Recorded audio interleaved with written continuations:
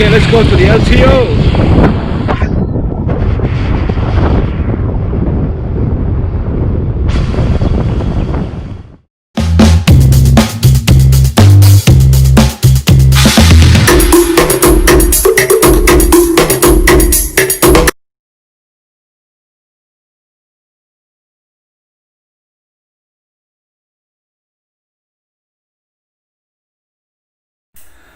Okay, I just came back from the LTO, Land Transportation Office. I think I may have called a different word before, which this is correct.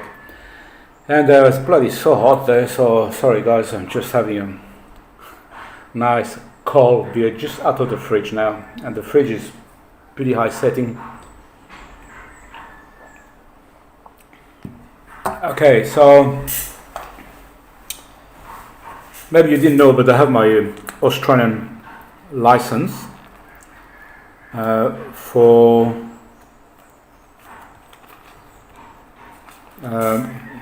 cars, vehicle under 4.5 tons, and motorcycle. That's the one. That's from Australia. Now, the motorcycle needed to be updated. It finishes on the 14th of May. Today we are 26, 27. So I went with 3 documents to LTO, and I'll show you which one.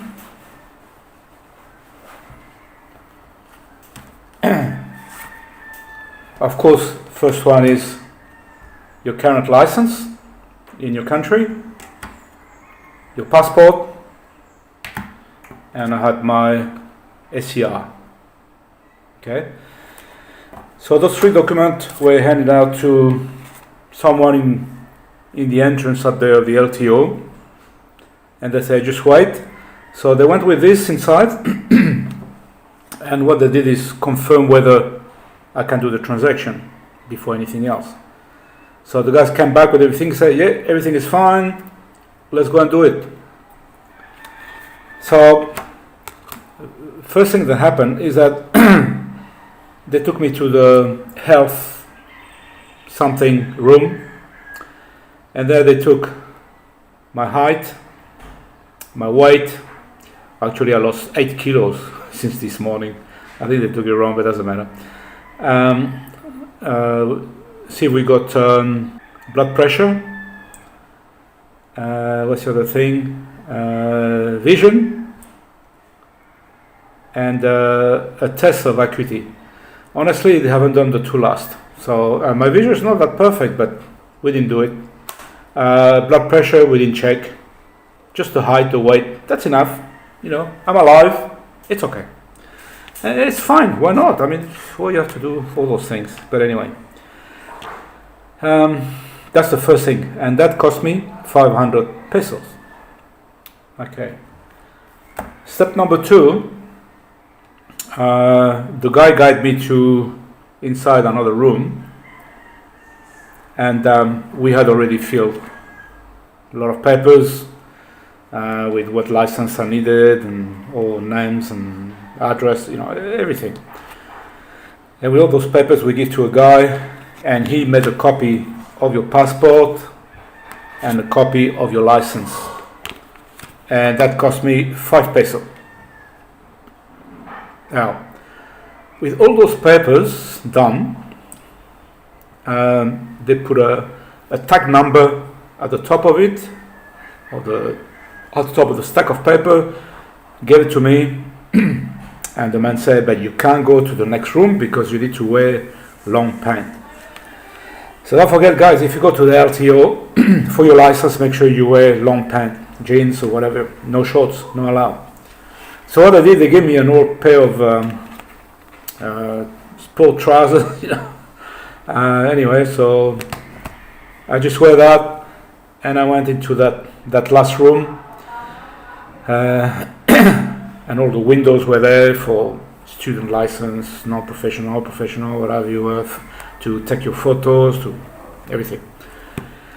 And so I gave all my pile of documents and I hand my passport to one guy, window number 2, whatever it was, and he checked everything. So he was the checker, if you like. So he checked everything and he signed, and then he gave back to the man who was with me. And this man gave to somebody else in another window, and I wait there for maybe half hour. That's okay. Then they called my name, and then I went to a window and they took a photo, just a photo at this stage, nothing else, and I signed something, and that's it, and I go back and sit somewhere. Then they collect my name about quite a while after, another half hour I would say. And then they took my photo, my print, 4 fingers each hands, 2 thumbs, sign on a digital pad, and then he asked me to wait. So then I wait there, maybe 10-15 minutes, not long. And then one guy called me, and he said, just sign the book there. So I signed the book, and he gave me this. Okay, so this is what the driver license looked like. Expiry date of 14 December 2024, because it's not exactly 4 years or exactly 5 years. It works somewhere in Australia. It's always up to your birthday date, because I guess probably when you reach a certain age, you may have to follow different conditions to get a driver license. In case you are wondering what Filipino driver license look like, so that's what I put on the screen. Done. Okay, it's a non-professional driver's license. When they say non-professional, means I can't drive passenger bus or truck or heavy vehicle. That's why it's called non-professional. Otherwise, if you can drive everything, it's professional. Now, with this non-professional, I can drive motorcycle, cars, and vehicle, trucks up to 2.5 tons. Like in Australia, same thing. I think it'd probably be similar to the US and UK and all over Europe, I'm pretty sure.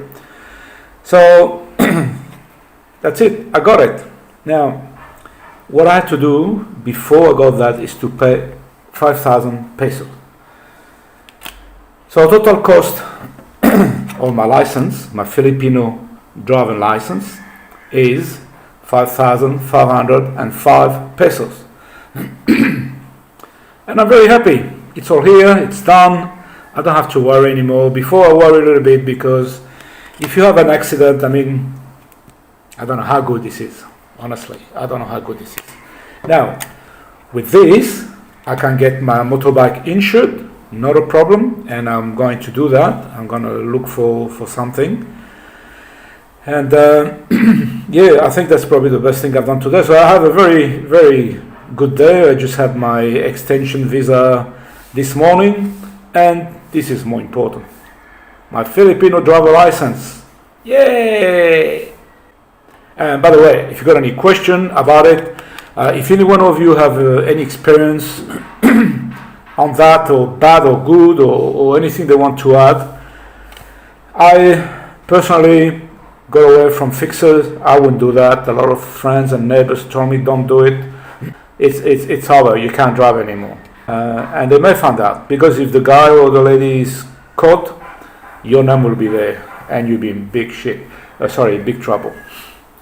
Okay, so yeah, just put a comment on the comment box if you've got something to add. Please help the expat community. That's what we're trying to do. All right, so anyway, happy day. I'm very happy. Yeah. Cheers to all of you.